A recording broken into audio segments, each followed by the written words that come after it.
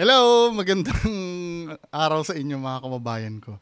So meron tayong re-react na video. Nakita ko ito actually pinasa sa akin ito ni Sir Leaf Ocampo ba? Ikaw ba nagpasa sa akin? Ito video ni Diwata. So ang caption dito sa Diwata pinuntahan ang kabilang paresan, naglabas ng saloobin si Diwata. So, panoorin nga muna natin itong video na to. Dati, pag-clearing, di ba dyan? Walang exemption yan, magtitinda pa kayo. Talagang tangay nila yan. Nagtataka lang ako pag sa inyo talagang galing nyo. Kasi wala talagang huli. Kasi dati naalala mo, nasa labas ako. Pag sinabing talaga clearing, tangay yan lahat. Ano ka ba nung nag-clearing sa'yo? Nag-clearing din dito? Ito. Hindi, ito nga eh. Tanungin mo dito muna. Hindi, ito lang. Real talk tayo. Clearing sa akin. Pag sinabing clearing, takbuhan na yan. Lahat yan, hatakan yan, magkatapon-tapon yan. Sa inyo talagang good. Ganun din sa amin. Kasi ito nga clearing nga, tapos pagtinda pa rin. So, hindi, sabi nila sa amin. Ngayon Diba, at least nakikinig sila sa pag-uusap sa akin. Hindi, nagtataka lang ako doon. Ganito lang yun. Diba? Sir, bakit kayo nakikinig sa akin? Baka maganda ako. Ayun yun. Hindi, siguro ang point dahil is, sa akin kasi dati, di ba, sa kalsado, nakita niyo paano may pagbardagulan. Ano ka ba? Pag sinabing clearing talaga was out. Hindi, Matangay ang payong, matangay ang ito, labis. ako naman pagsalitain mo. Ano to? Bagsakan. Ito. Wala silang, alam mo yung mga men in uniform natin, walang sinisino-sino yan. Talagang hinuhuli nila lahat. Ngayon siguro, naisip nila, sabi ko sa kanilang gano'n, nung una nagkakaroon. Napakaswerte nyo kasi sa akin dati yung nasa kalsada ko talagang pag-clearing talaga. Clearing din kami. Hindi kita sinisilip. Napakaswerte nga dahil napag-usapan nyo sila. So ako talaga walang gano'n. Clearing din. Talagang was out. Clearing din. Kanina muntikan yung dalawang motor. Pero anong sabi ko, takbo yung isa, naiwang pa yung cellphone yun niya. Naman, Ate Bambang, kilala tayo, hindi kita sinisilip regarding dyan. Ang pinupoint ko is, maswerte kayo ngayon dahil nung ako yung nasa kalsada, talagang pag sinabing clearing. Ano ka ba? Ako nga, nakulong pa ako dito eh. Nakulong pa ako sa pagtitinda. Dalawang araw at dalawang gabi, nakulong ako dito, buntis pa ako. Kaya sabi ko, kahit na illegal, sige, illegal sa mata ng Diyos ang magtinda, kaysa sa mata ng tao, pero sa Diyos hindi. Pag sinabing clearing, may natitira ba sa akin? Ayan, may nagkiklearing, pakita nyo. Ayan, hindi nagkiklearing sa akin. Mga nagkiklearing. Di ba kiniklearing nyo rin naman kami? Ayan, napakaswerte nyo kasi pag sinabing clearing ngayon. Dati kasi nasa kalsada pa yan, sila kura sila nagkiklearing. Talagang clearing. Ngayon talaga na. Kasi dati di ba sa kalsada ako super clearing. Kaya pag sinabi talagang clearing, tangay talaga nila lahat, payong, lamesa, kung ano-ano pa. Napakaswerte nyo ngayon kasi pag sinabi clearing, kaya pag-usapan nyo pa sila, samantala ako dati hindi. Pag clearing talaga clearing, yun lang naman yung point ko. Wala naman akong question doon. Then clearing lang naman, ito pa rin nag-clearing dati.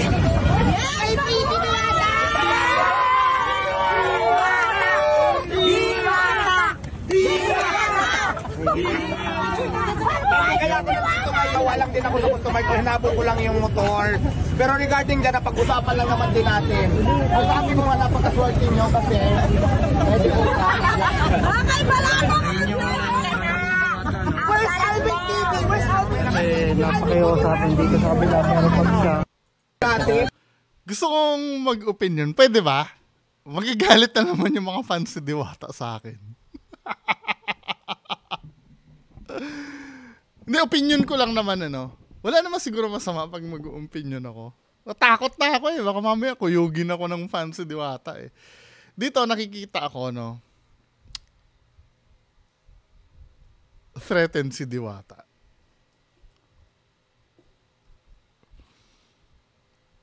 Kasi, hindi ko nagigets yung punto bakit tumawid ka pa dyan para pagsabihan niya na parang tama yun, nag-usap kami dalawa ni Sir Leaf Ocampo tungkol dito. Tama yung sinabi niya na parang ang punto ni Diwata dito. Bakit ako noon dapat kayo din, maklearing din kayo dito. Pero may may laman yun Parang subtle yun na sinasabi. Medyo nagkakainitan na silang dalawa dito, Parang, ito, feeling ko lang naman, Feeling ko gustong paalisin ni Diwata yan,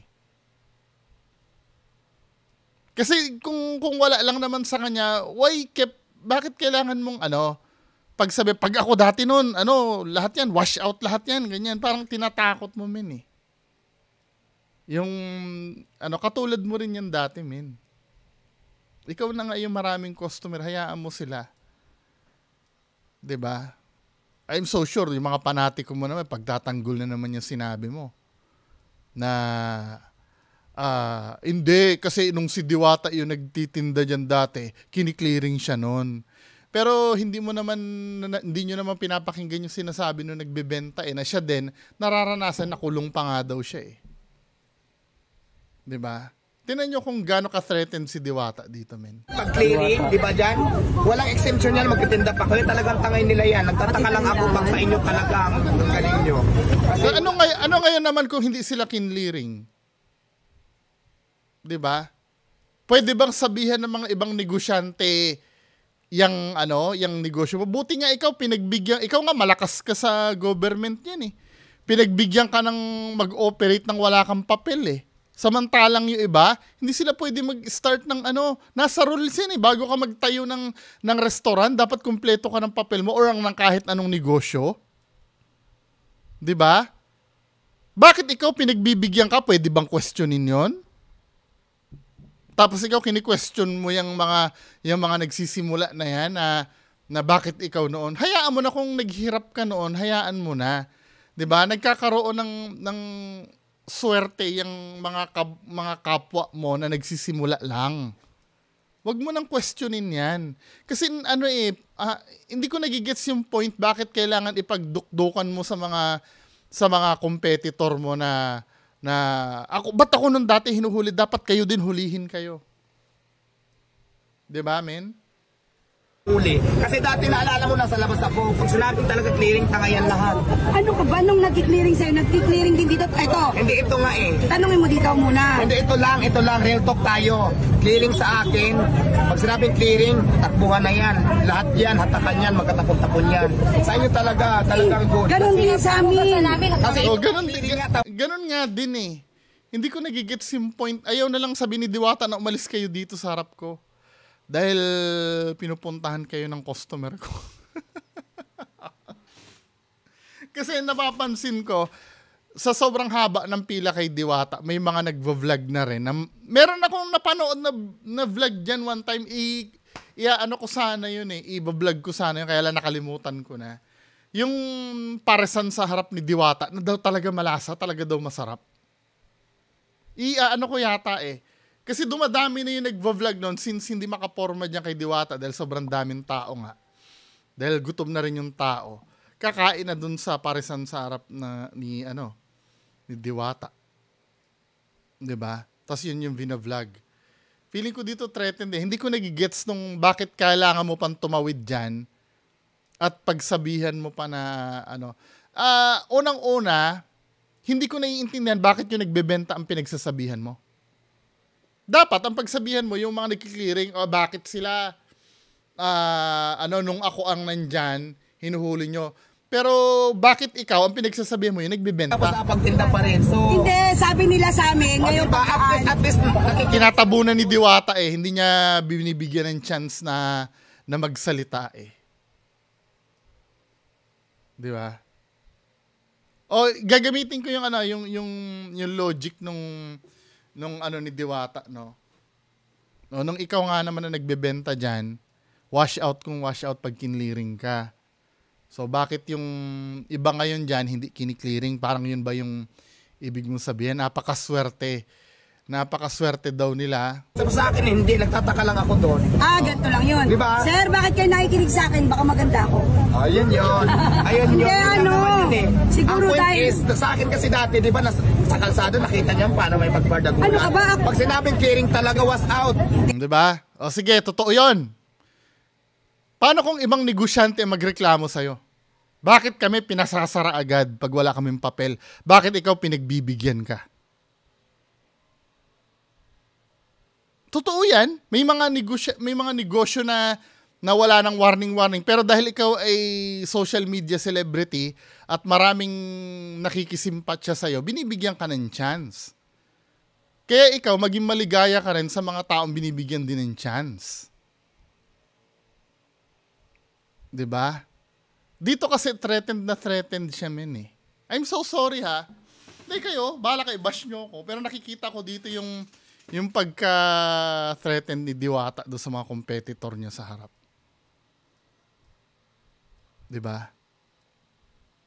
Baka mamaya sa'yo gawin ng mga ibang negosyante yan. Kumuha ka na naman ng simpatya sa internet niyan. 'Di ba? Puntahan ka ng mga ibang establishment niya na bakit kami sinisita kami nang wala kaming papel, wag daw muna kami magbukas hanggat wala kaming papel. Bakit ikaw nakakapagnegosyo ka?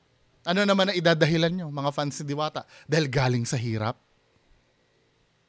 Nagsumikap dahil galing sa... Kaya okay lang na mag-operate ng walang papel. Eh nilalakad naman. Kasi nga galing sa hirap. Aba, pag sa ibang hindi pwede yan. Hindi pwede ang ganyan. Kailangan kumuha ka muna ng papel. Nagnegosyo din ako, men.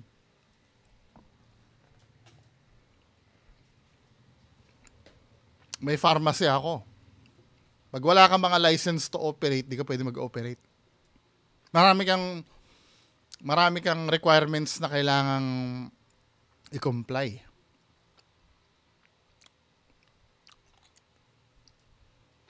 Di ba? Sabihin naman, iba naman ang pharmacy sa hindi. Ang point dito, kailangan mo muna ng papel bago mag-operate. Ikaw, binigyan ka ng pagkakataon na binigyan ka ng palugit na mag-comply. Eh malay mo, nabigyan din yung mga yan. Di ba? Actually, meron nga yatang mga nagki-clearing dyan, no? Na pinagsasabihan mo din.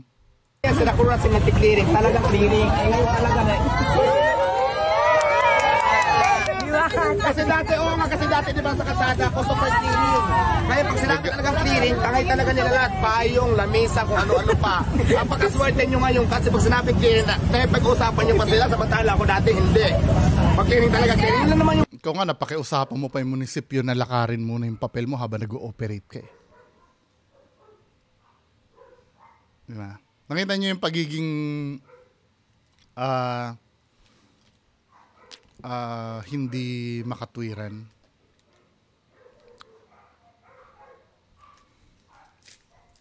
Tingnan nga natin mga comments nito.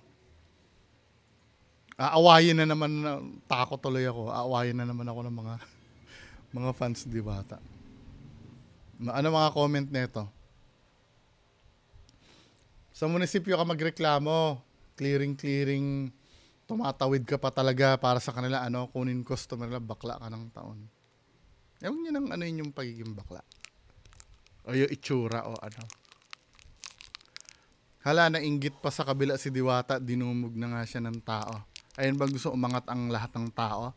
Dito pag nagko-comment ka ng maganda kay Diwata, lalo na sa pagkain niya, aawayin ka ng mga supporters niya. Pati nga nanay ko, napatay dinamay ng mga supporters si Diwata. Obvious ka na ayaw mong umangat kesa sa'yo.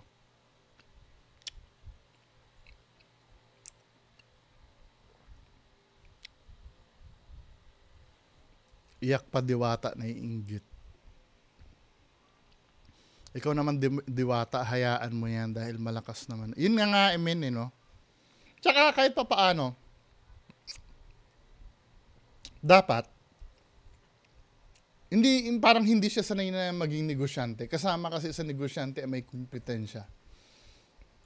Naalala niyo sinabi niya dun sa Hiwaga. Yung pirated daw yung Hiwaga. Hindi siya sanay sa sa negosyo na ganyan eh.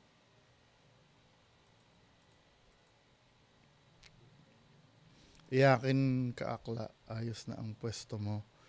Magpayaman ka na lang, ang daming vendors dyan, balot, ice cream at kung ano-ano pa. Pero yung paresan pa. Oo nga, no? Oo nga. Talagang yung paresan talagang pinuntirya niya. Asikasuhin mo, lagyan mo na lasa ang sikan.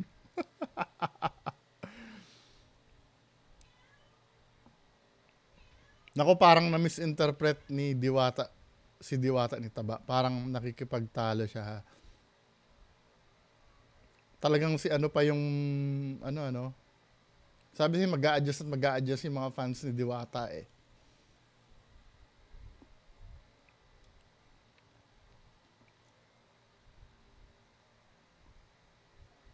O sige, sabi nito, masama ang loob ni Diwata dahil ba't nga naman siya pinag-iinitan noon sa clearing? Hindi lang naman siya yung pinag-iinitan, marami sila noon.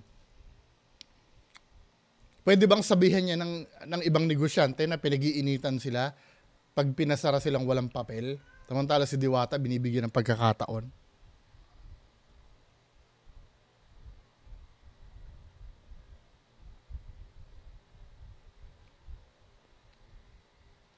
O, ito na naman.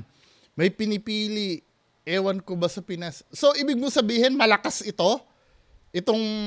So, by saying na may pinipili, ewan ko ba sa Pinas, kapag nakikita kang umaangat, hahatakin ka pababa, si Diwata nagsusumikap, maghanap buhay sa marangal na parang, pero pilit hinahatak pababa. Paano tayo angat niyan? Eh, yun nga yung ginagawa ni Diwata dito sa isa eh.